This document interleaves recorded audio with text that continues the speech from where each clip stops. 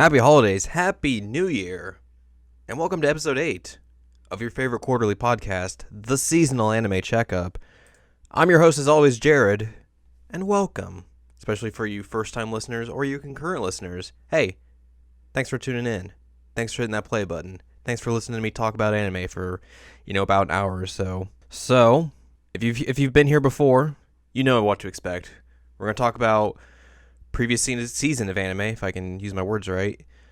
We're going to talk about the forthcoming season of anime. Also in between, we're going to talk about movies, the backlog, and for the first time ever, since this is it's the first episode of 2016, but also a kind of finale episode to wrap up 2015, we're going to look at the top 10 anime of 2015.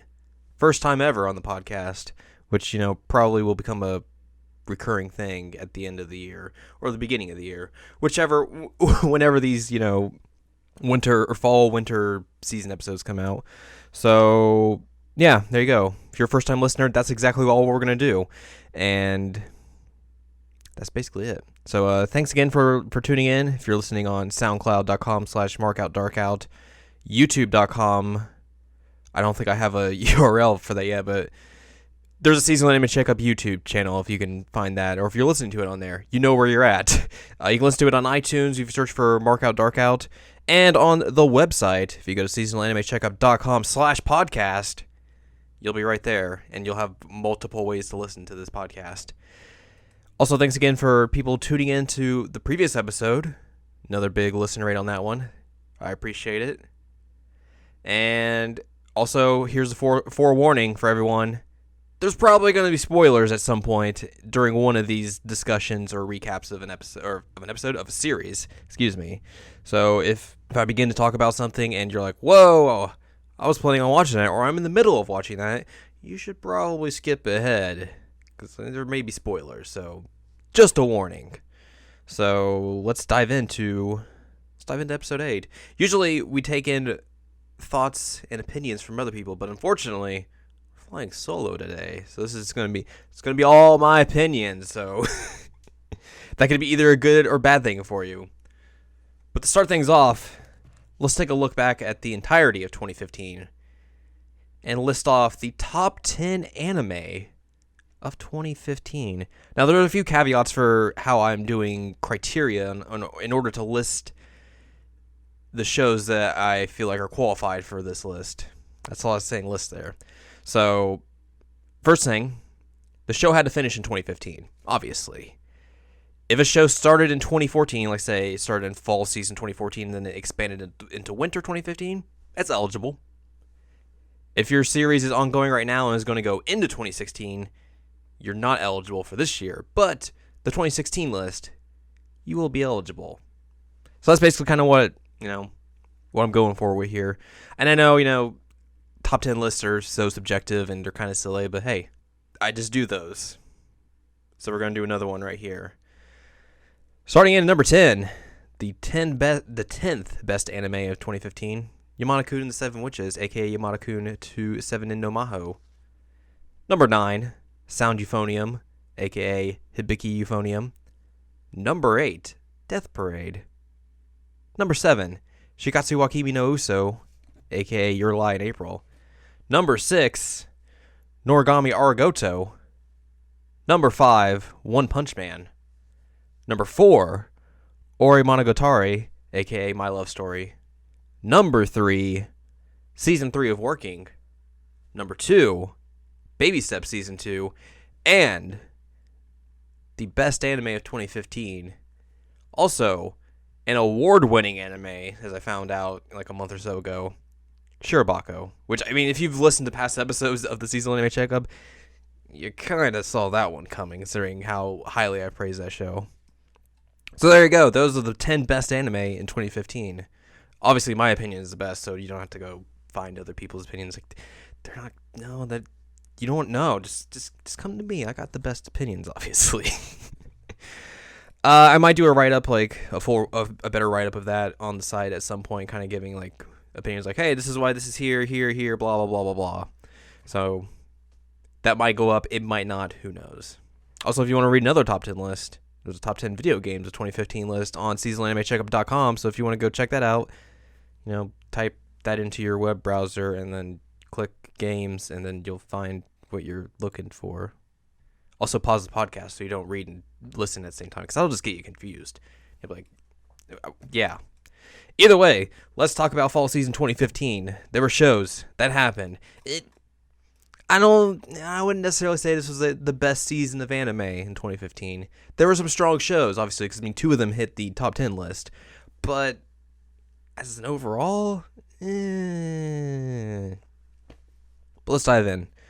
Our first show has 2 names that are just 7,000 words long, essentially.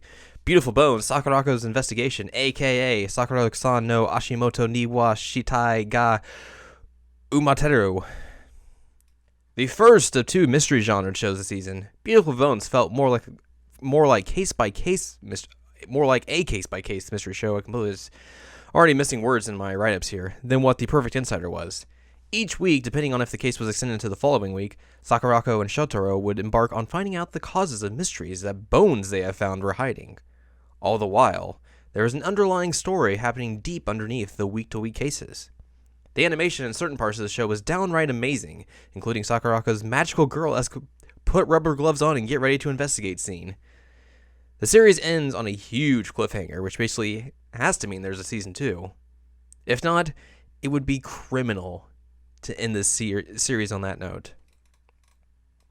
I was kind of actually mad because, just the way that cliffhanger is, I was like, oh, how can you end this here? You have to keep going. Just make 12 more episodes right now. Go, go, go. But as of now, shrug shoulders. Who knows if there's anything else gonna come out of that. Hope so. I really like that show.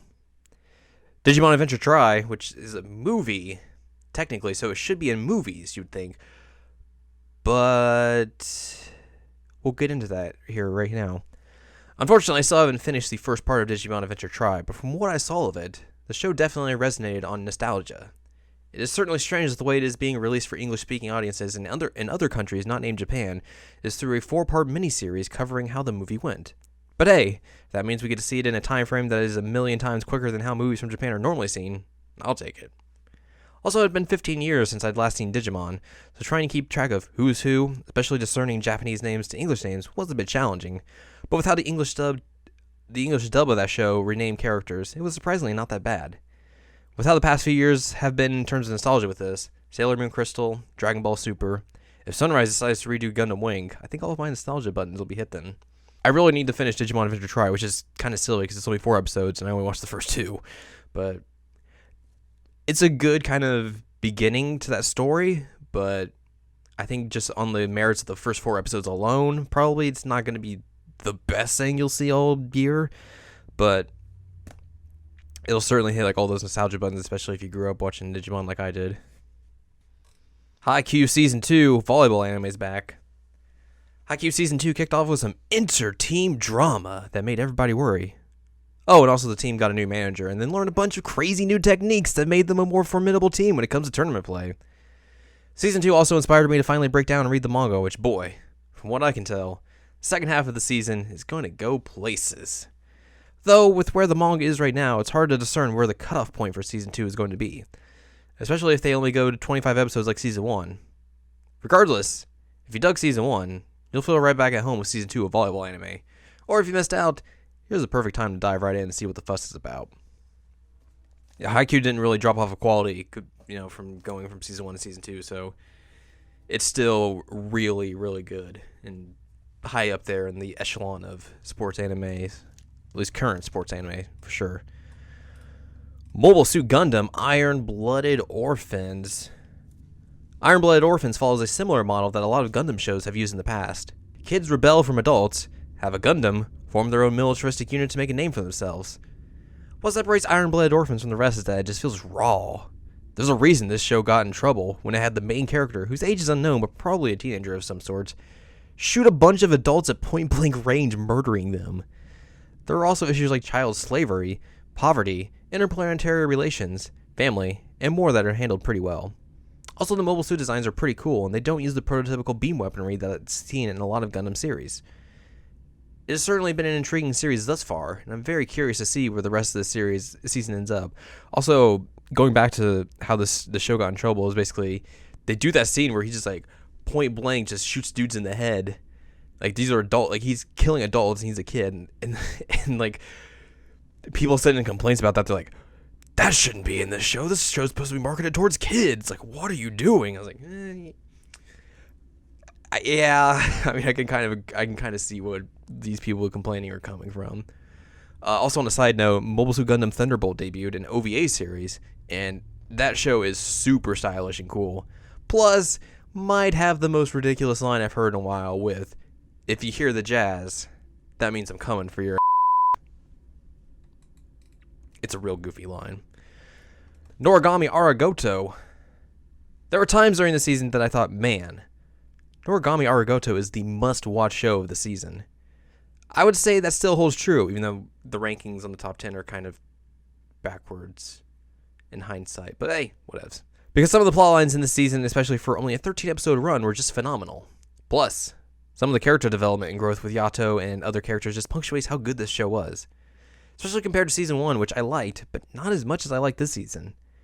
Here was also another show that ended on a cliffhanger, teasing another season, which I would say it more than likely will receive. Plus, I knew that guy at the end there was a scumbag. You don't kiss girls who are crying out of nowhere. That's a total boy move. Speaking of anime that featured on our top 10 list, One Punch Man. It's the anime that saved anime. Oh, I guess I had to talk more. One Punch Man is fun. An action show about a hero that can obliterate everything and anything with one punch. Feels like it shouldn't have legs to go past one episode, but the 12-episode run here was some of the most entertaining anime I've seen all year. I think one of the unfortunate side effects of this show getting popular, especially with English-speaking audiences, is that it will receive blowback with people and have people hated due to its popularity. Look, if you've yet to see the show, drown that out and form your own opinion. More than likely, you'll end up having a lot of fun and see some of the most ridiculous characters you've seen in a while. And boy, there are some ridiculous characters in that show. But it's a lot of fun. The Perfect Insider, aka Subete ga Fni Naru. Rounding out the mystery gamut this season, The Perfect Insider was a show with one mystery that people were trying to figure out. The premise essentially revolves around a locked door murder and having the characters try and figure out exactly what happened. I thought the mystery aspect of the show was enticing and entertaining, but it certainly felt like a show that could have benefited with fewer episodes, since there were quite a few times where the show just dragged on. I'm not sure how I feel about the ending, since I didn't actually realize the show was over. I feel like that could have been done better, since everything was kind of resolved, but also kind of not. That's just the nature of Beast with Mysteries, though. Shrug shoulders. Also, a word of note, the working Season 3 / series finale came out a week or two ago, actually. And I just wanted to briefly comment on that. Super, super fun. Great way to end that series. Plus, it ends how you'd expect, and it's a happy one, so. It's basically what you would want from that series finale. Anyways, that's basically all I watched in fall of season 2015. Also, I tried to watch K Return of Kings. I dropped off that real quick. Mostly just because I was like, eh. And then the fan service in that show just got ridiculous. So, also, Attack on Titan Junior High, I watched a few episodes of that. It was charming, but then the gimmick kind of wears thin after a few episodes, and you're like, okay. At least it's not as bad as the manga at times was. I can give it that much credit. Let's talk about movies. The Kyoukai no Kanata Mirai-Hen finale movie, aka Beyond the Boundary. The finale movie for Kyoukai no Kanata finally arrived for English-speaking audiences, and it was a roller coaster of emotions. Mirai was finally able to resolve everything, though she never gets her memory from the original series back, which is kind of weird, but everything ends up happy for her and Akihito. If this is the way the series is going to end, I'd certainly say this is a way for the show to go out on a high note.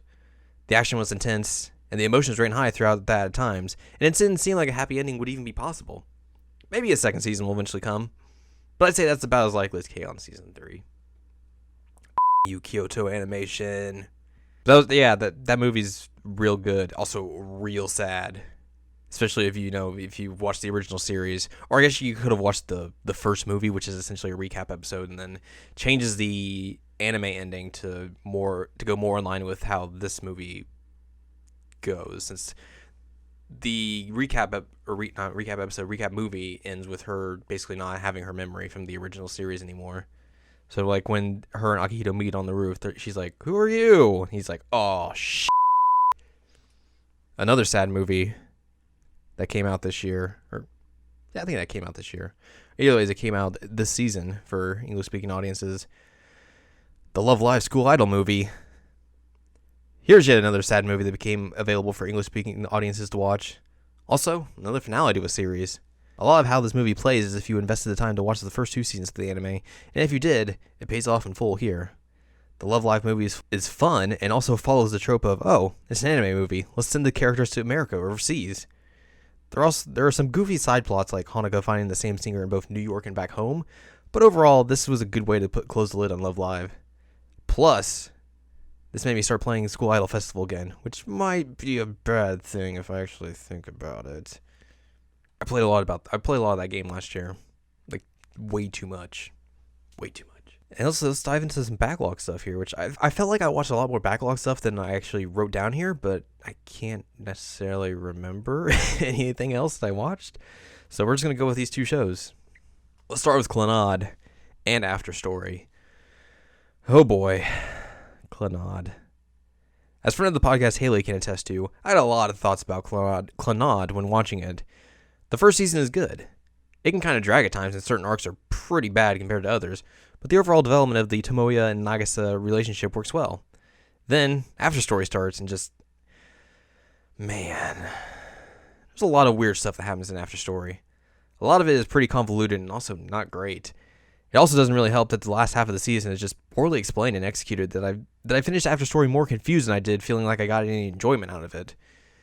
There are parts of After Story that are good, but you have to also get through plot points that are retreads of storylines that you already seen in Season 1.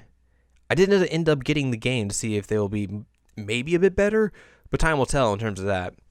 So if I were to recommend this, maybe just watch Season 1 and then stop. Also, that game's like $50, so that's ridiculously expensive for a visual novel. Good thing I sold that knife I got from CSGO, which was like $100, so I could buy that and not spend actual real money on it. Oh boy. Sailor Moon R and Sailor Moon Super. The more I watch Sailor Moon, the more I'm kicking myself for not seeing it when I was younger. Though that might be a good thing, since I would have had to experience the Deke dub, which is not good. Sailor Moon R expanded upon the first season and introduced time travel to the series. Also, Chibiusa comes in and falls on Usagi, and then pulls a gun on her. You can't come up with a crazier introduction than that. Plus, there's Neo Crystal Tokyo, which is just a dope name. Usagi by the end of R kicks a ton of ass after seeing a few of the enemies get killed, since it can't be the end of a Sailor Moon season without people dying apparently.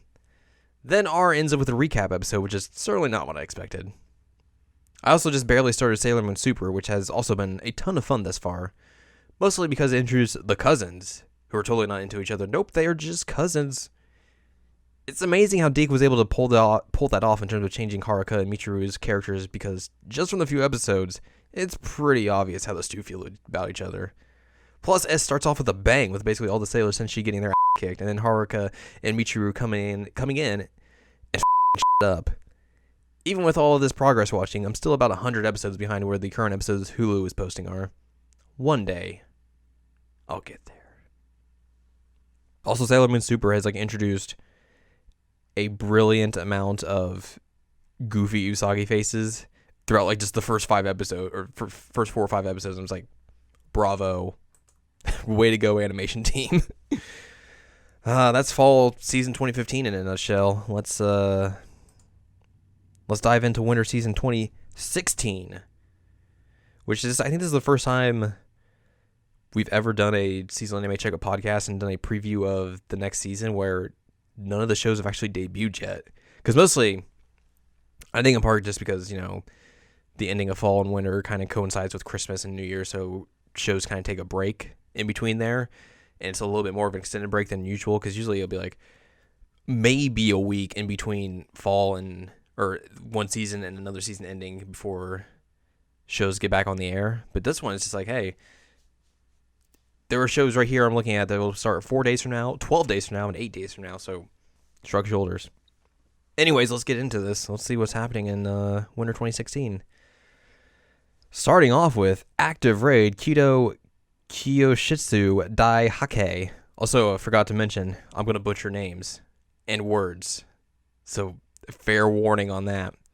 This is from production IMS, an original anime set in a part of Tokyo that has descended into a quagmire. The story follows Unit 8 of the 5th Special Public Security Section's 3rd Mobile Assault Division, popularly called the 8th, who don powered armor, we wear, exoskeletons to counter the risk and crime. Assistant Inspector Asame Kazari is assigned to the 8th with the task of assessing, that's my phone going off, the unit's status and reporting it to her superiors. But her true goal is to rehabilitate the sloppy, haphazard, justiceless group. Ajin from Polygon Pictures. For high schooler K and for at least 46 others, immortality comes as the nastiest surprise ever. Sadly for K, such a feat doesn't make him a superhero. In the eyes of both the general public and governments, he's a rare specimen who needs to be hunted down and handed over to scientists to be experimented on for life. A demi-human who must die 1,000 deaths for the benefit of humanity. That doesn't sound like a fun time. Akigame no Shirayuke Hime 2, second season of that, from Bones. Anasatsu Kyoshitsu, aka Assassination Classroom Season 2, from Lurch. Ao no Kanata no 4 Rhythm, from Gonzo.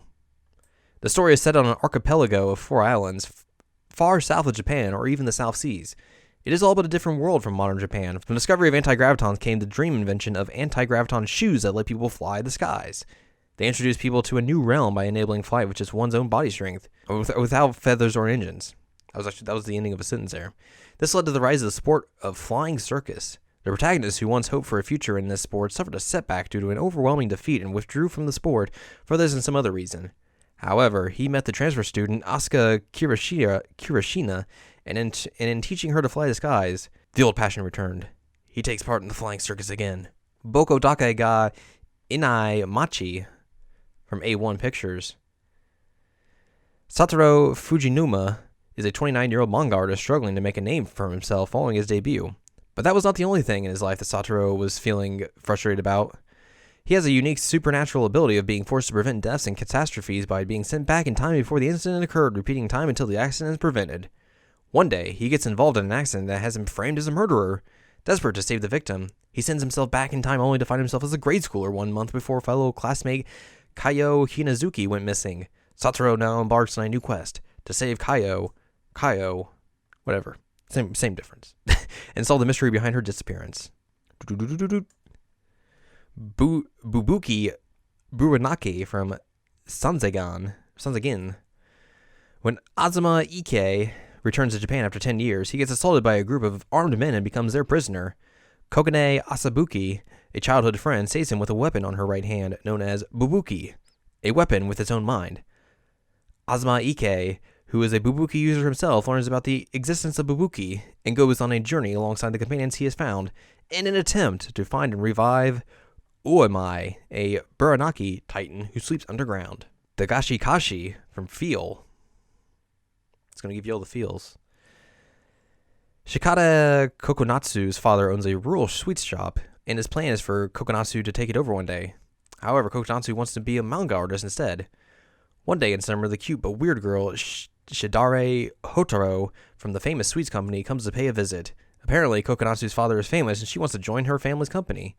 However, she will only agree if she can convince Kokonatsu to take over the family business. I feel like I've seen that manga floating around recently, because that sounds real familiar. Dimension W from Studio 3HZ, or 3 Hertz. In the year 2071, the world's energy problems seem solved by a network of cross-dimensional electric field inductors, coils that extract energy from a seemingly infinite source. That source is a W dimension, a fourth plane that exists beyond the X, Y, and Z dimensions. In this world, unofficial illegal coils harness powers that the police can't hope to counter. Dealing with these coils is the job of coil-hating repo man Kyoma, whose run-in with the unique coil on android Mira leads the two to form a reluctant partnership.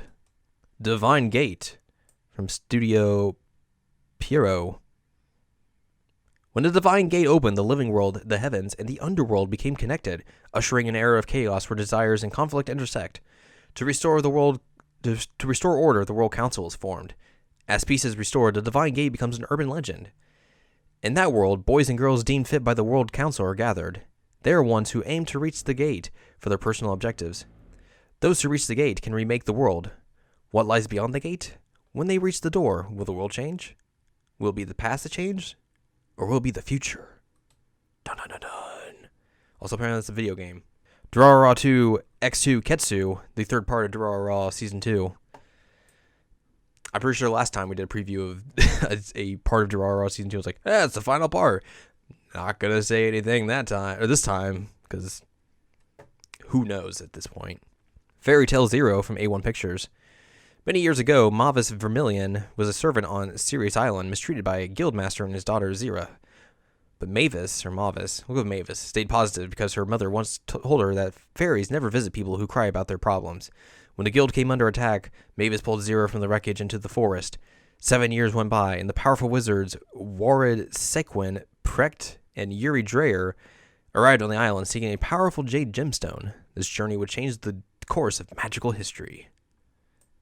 This prequel series depicts the founding of the Fairy Tail Guild. I've never seen Fairy Tail, so all that's just like, whoop, over my head.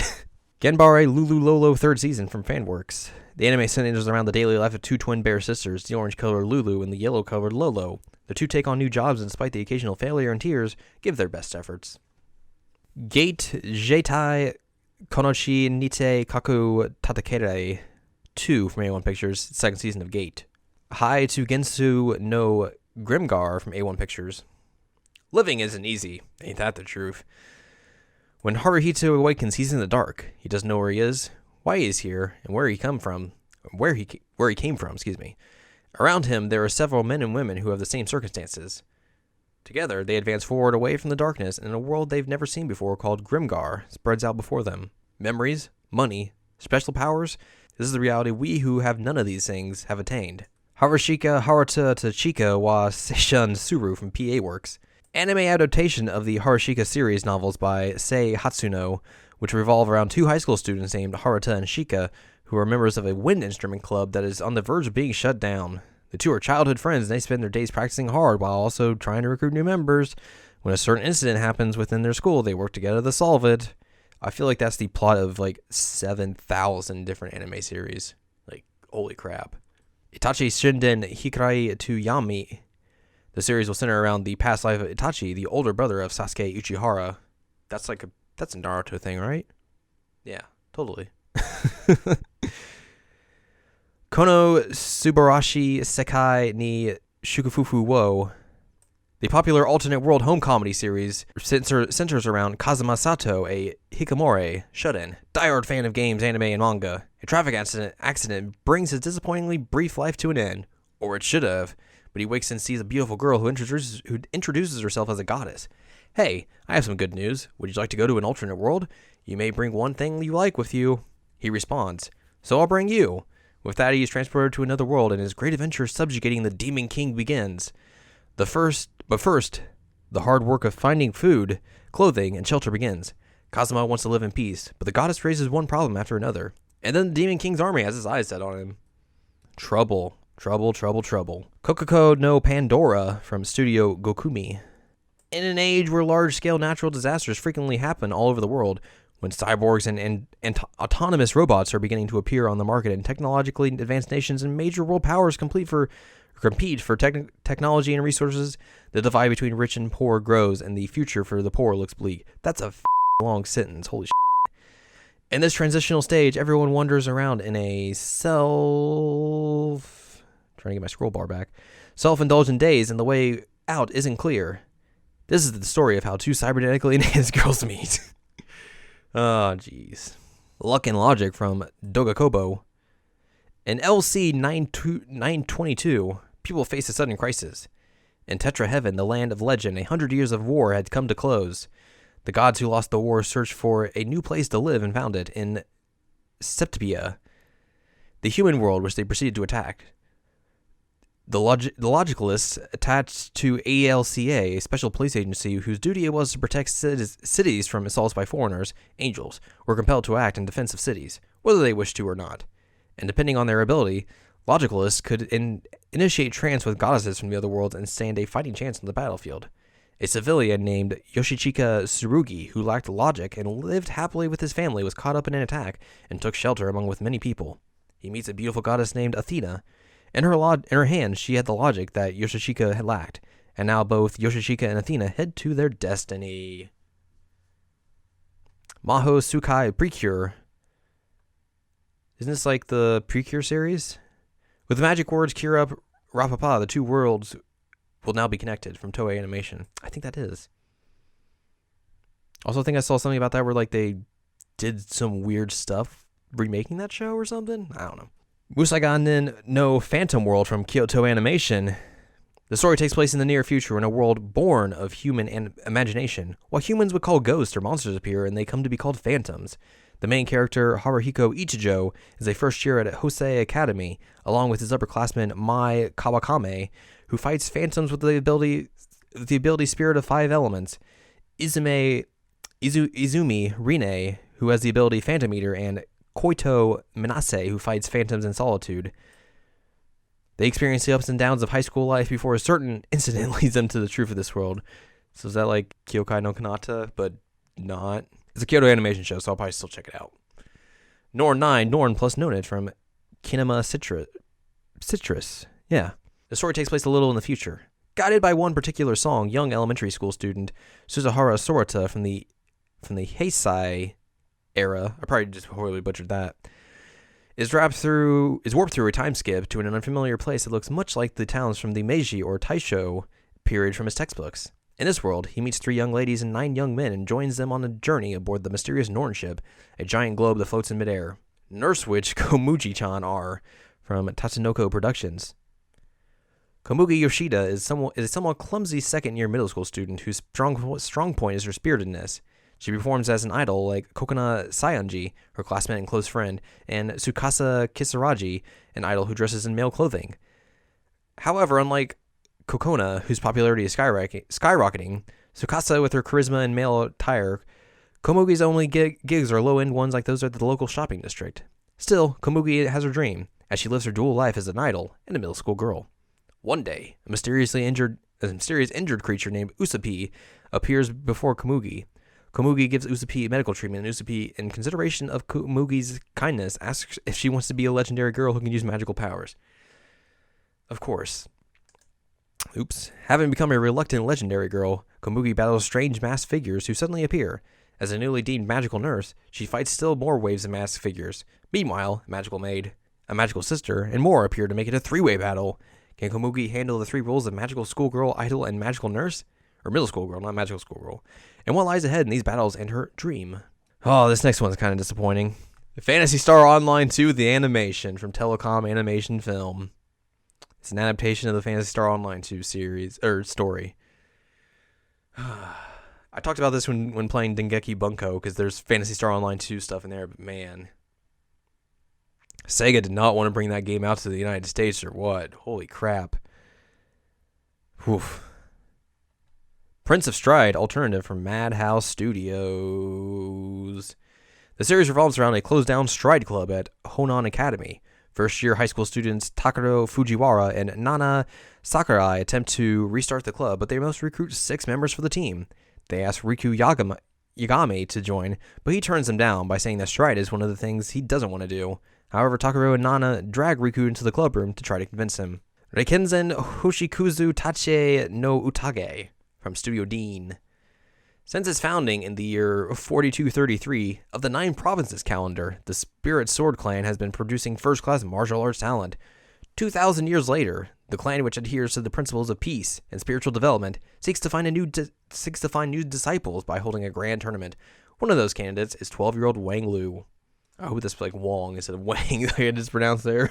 Rilu Fairlu Yosai no Door from Studio Dean. A collaborated multimedia character project between Sega Toys and Sanrio that will include a TV, anime, merchandise, books, a game, and events. In the franchise's story, Feraloo are fairies of flowers, insects, mermaids, or other entities that are born from Feraloo seeds. Each Feraloo is born with their own key, and they must search to find and open the door that fits only their key. Once Feraloo pass through the doors, they mature. The doors are also related to the human world. Saijaku Muhai no Bahamut from Lursh. The story of the light novel revolves around Lux, a former prince of an empire named Arcadia that was overthrown via rebellion 5 years earlier. Lux accidentally trespasses in a female dormitory's bathing area, sees the kingdom's new princess Lisharte naked, and incurs her wrath. Lisharte then challenges Lux to a drag ride duel. Drag rides are an ancient armored mechanical weapons that have been excavated from ruins all around the world, of course. Lux used to be called the strongest drag knight, but now he's known as the undefeated weakest drag knight because he will unfortunately absolutely not attack a battle. After his duel with Lisharte, Lux ends up attending the female-only academy that trains royals to be drag knights. I can already tell just by the tags in this of genre, just like ecchi, fantasy, harem, romance. Like, nope. Schwarzmarken from Linden Films. The events in Schwarzmarken take place in 1983. The East German Army's 666 TSF Squadron, Schwarzmarken, Black Marks, are a special forces unit targeted with assaulting beta forces through unconventional tactics. Specifically, they target Lux and Magnus Lux. Did these two shows this crossover?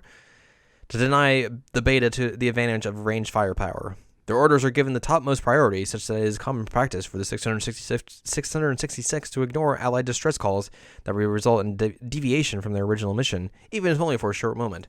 The 666 squadron mostly operates MiG-21s with their squadron commander Irisdene Bernhard piloting a MiG-21 PF. Shoujo Tache wa Koya wo Mizasu from Project Number 9. In the story, Buntaro is a student who wants to be something but doesn't know what. One day, his female classmate Sayuki announces she is working on a Bishoujo game. Sayuki scouted him because he wrote a good script for Drama Club, but Buntaro doesn't know anything about Bishoujo games. The genre on here is just school. Thanks. And finally, Showa Genroku Rakugo Shinju from Studio Dean. The first story revolves around a mature prisoner who was released on good behavior during Japan's Showa Genroku era, 1960s to early 70s. He is called Yotaro by others, a term that means an anti-hero or dim-witted man. When he returns to society, he starts a new life in Rakugo, comic storytelling. Touched by Yakumo's role as the Grim Reaper, he asks the master to take him on as an apprentice. And then here's your fall leftovers, which will be going on into winter. Garu, Haikyuu, Heavy Object, Mobile Suit Gundam, Iron Blood Orphans, Osomatsu-san, and then Utaware Mono. I watched the first episode of Osomatsu-san, which is now they basically banned because of all the parodies in it. That first episode is something else. Whew. And then we got some TV shorts. Ketsukigata Kun 4, Kono Danshi Maho ga Oshigato des, Maho Shoujo Nante Moi Deskura. Sure, we'll go with that. Meme Mom Mint, Nijiro Days, Oji-san to Marshmallow, Oya-san wa Shishunki, Oshiete Garuko-chan, Seku Boys. Oh god, this one is weird because I saw a preview for this a couple weeks ago. It's about a idol unit of statues. Yeah. Anyways, Sushi Police, which is a great name, Tabemachi Late Show, TQ7, and Yamashibai 3. And then also there's movies, because of course there's movies. There's always movies. Code Geass, there's a movie for that, or it's a 5th episode of something. It says 5th episode, so I don't know. Digimon Adventure Try 2, Ketsu, Kizu Monogatari. There's a new Initial D movie. The 4th Persona 3 movie, Winter of Rebirth, which maybe that'll be the last one. Maybe it won't. It all depends on if they do the answer or not, really. Precure All-Stars, Prepara movie, Selector Destructed Resource, and that's about all I recognize. And then some OVAs. There's an Akagame no Shirayuke Hime one. There's a Charlotte one, Prison School, Koyo Mimono Gatari. Oh, that's a mouthful. Osomatsu-san OVA, Idolmaster one, and then some other ones that I just don't recognize. And they're probably just ones that are from, this season. So that makes sense. that's winter 2016. Let's take a brief look at spring 2016 and see if there's anything crazy happening there that I can recognize. Firstly, oh yeah, the Ace Attorney anime starts in spring. There's a new JoJo. What else? There's a new Macross. That's weird. There should be other stuff that may just not be up on here yet. That's possibly true. So yeah, that's a brief look at spring 2016. Real hype for the Ace Attorney anime. Real hype for that. And that's gonna do it. That's Seasonal Anime Checkup episode 8. We looked at fall season 2015, top 10 anime of 2015, winter season 2016. It's gonna have to remember to discern years between those two. And that's gonna do it for another Seasonal Anime Checkup episode. Another episode of the Seasonal Anime Checkup. So thanks for listening. Really appreciate it. If you got this far, if not, then you're not even hearing any of this, so that's a bummer.